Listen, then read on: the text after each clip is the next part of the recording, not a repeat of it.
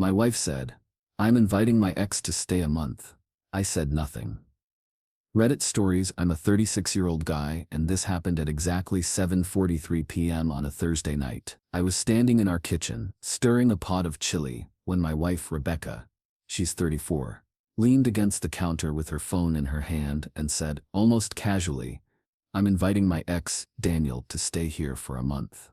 I didn't say a word. The spoon just froze in my hand. The sound of the chili bubbling felt louder than her voice. For a second, I thought maybe I'd misheard. But then she repeated it, slower, this time, like she was testing me. "Yeah, Daniel, he's moving back to town. Needs a place. Just for a month." My chest went cold. Rebecca and I had been married for 9 years, together for 12. I knew about Daniel. He was her college boyfriend. Tall, athletic, one of those guys everyone liked. She swore years ago they had ended on good terms. I never thought much about it, but now she wanted him in our house. I didn't argue. I just nodded once and said nothing. She seemed irritated at my silence, like she expected a fight. When she didn't get one, she rolled her eyes and walked off. The next morning, I sat in my car outside my office at 8:06 a.m., replaying it. My first thought was, why him? Why here? My second thought was, what's her angle? I decided to play it cool. If she wanted to test me, I'd let her. But I'd also gather evidence. That Friday night, she started cleaning the guest room obsessively. I heard her on the phone at 10:22 p.m., whispering. I only caught part of it. "Yeah, he'll be comfortable here. No, don't worry about him." By Monday, Daniel arrived. I came home from work at exactly 5:31 p.m. and saw his car in our driveway. A shiny black Ford Explorer with tinted window. Rebecca greeted him at the door like she was seeing an old friend after years apart. She hugged him tight, too long. I just stood there with my briefcase and said, "Welcome." "Hey man," he said, flashing a smile. "Thanks for letting me crash here." I didn't reply. The first week was polite. He stayed mostly in the guest room, came out for meals. We had awkward small talk at dinner. But I noticed details. He'd leave his cologne in the bathroom cabinet. Rebecca would laugh at his jokes a little too hard. One night, I came down at 12:40 and found them sitting at the kitchen island drinking wine, whispering. Rebecca said, "Oh, we're just catching up." I just nodded. Inside, my mind was burning, but I kept my cool. I started saving proof. I bought a small voice recorder and placed it under the couch cushion. I set up a hidden camera in the garage. I screenshotted texts I saw on her phone when she left it charging. "It feels so natural having you here again. Don't worry, he won't say anything." By the second week, the cracks showed. On Wednesday at 3:14, Rebecca texted me, "Working late tonight, don't wait up." I drove past her office. Her car wasn't there. Instead, it was at a Holiday Inn Express 5 miles away. I took photos of her car in the lot. I waited 30 minutes. Sure enough, at 7:02 p.m., she walked out with Daniel. His hand brushed her lower back as they laughed. I snapped more photos. I didn't confront her. Not yet. The next morning, she kissed me on the cheek before work like nothing was wrong. I smiled back. By week 3, Daniel started getting comfortable. Too comfortable. He'd walk around shirtless, even when I was home. He left his laundry mixed with ours. One Saturday morning at 10:47 a.m., I found him sitting at my kitchen table drinking from my favorite mug, the one my dad gave me. That's when I decided, enough. I hired a private investigator. His name was Scott, 52, ex-cop. I handed him everything, the texts, the photos, the recordings. Within 4 days he delivered a full report. He had shots of Rebecca and Daniel at a restaurant, holding hands. Receipts of a hotel stay booked under Daniel's name, but paid with Rebecca's card. $217 for one night. Audio of them in my living room, while I was at work. Rebecca whispering, "I don't know how much longer I can hide this." When Scott handed me the folder at 6:20 in his office, I felt oddly calm. The next twist came fast. Sunday evening, I was grilling outside. Daniel came out with a beer and said, "Man, you're cool about all this. Most guys would freak." I turned, looked him in the eye, and said nothing.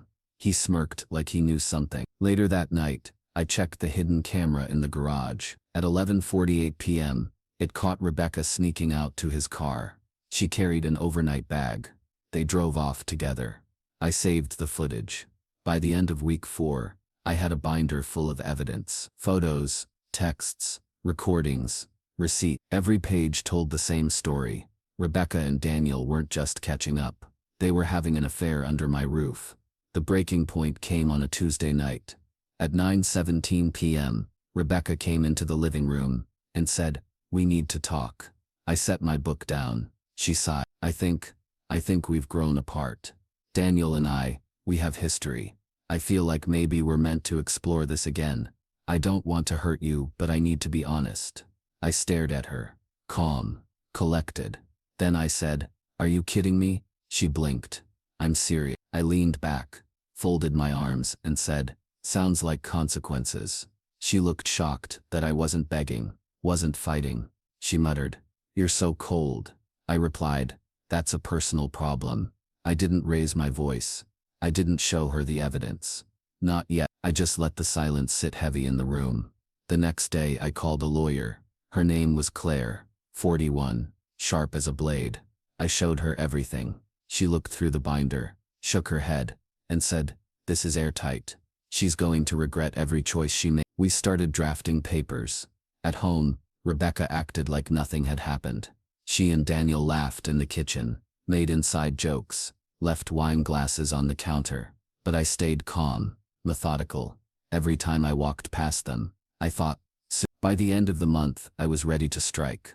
The day Daniel was supposed to leave, Rebecca came into the living room at 8:04 a.m. She stood there with her arms crossed, shifting nervously. "So, I think Daniel might need to stay a little longer, just until he gets settled." I didn't even look up from my coffee. "No," I said calmly. Her eyebrows shot up. "Excuse me." I sipped slowly. "He leaves today." She opened her mouth to argue, but then she froze, because that's when Claire, my lawyer, walked. I'd arranged for her to meet me at the house at 8 sharp. She had the folder in her hand. Rebecca's face drained of color. "What's going on?" she asked, voice trembling. Claire smiled politely. "Rebecca, I'm your husband's attorney. He's filing for divorce on grounds of adultery." Rebecca's jaw dropped. You can't be serious." I finally set my cup down and looked her dead in the eye. "I'm very serious." She stammered. "There's no proof." Claire opened the folder, pulled out photos of her and Daniel at the hotel, the receipts, the text. She laid them out on the coffee table one by one. Rebecca's hands shook as she picked up the photo of her leaving the Holiday Inn with Daniel. This isn't what it looks like," she tried. I cut her off. "It's exactly what it looks like. And it's documented." At that moment, Daniel came down the stairs with his duffel bag. He saw the papers spread out, saw Claire, saw Rebecca's pale face. Should I?" I didn't even look at him. "Get out." Rebecca spun on him. "Daniel, say something. Tell him it's not." But Daniel just shook his head. "I didn't sign up for this." He grabbed his bag and walked out the door without another word. That was the last time I saw him. Rebecca turned back to me, tears in her eyes. "Please, don't do this. We can fix it. I made a mistake." I said nothing. That night she packed a bag and left to stay with a friend. The legal process moved fast. Claire filed everything with the court. Thanks to the mountain of evidence, I had the upper hand. The house was in my name only. I'd bought it before we married, so she had no claim. Claire made sure I wasn't paying spousal support either. Judges don't take kindly to someone moving their affair partner into the marital home, she explained. By March, just 6 weeks later, the divorce was finalized. Clean break. Rebecca tried everything. She sent long texts at 2 a.m. begging for forgiveness. She emailed me paragraphs about our history, and how Daniel had meant nothing. At one point she even showed up at my office parking lot, crying and saying, "We can go to counseling. Please don't throw this away." I looked at her and said, "Rebecca, you threw it away the moment you invited your ex into my house." Then I walked away. She never contacted me again after that. Here's where the story takes its last turns. 2 months later, in May, I ran into Daniel at a grocery store at exactly. He looked rough, unshaven, wearing a wrinkled hoodie, pushing a cart with nothing but frozen dinners and beer. He saw me, gave a half smile and said, "Guess she screwed us both." Huh? I didn't respond. I just walked past him. But a week later, one of Rebecca's old friends, Lisa, reached out. She said, "You're not gonna believe this, but Rebecca and Daniel broke up already. He drained her savings account. She's living in a one-bedroom apartment now."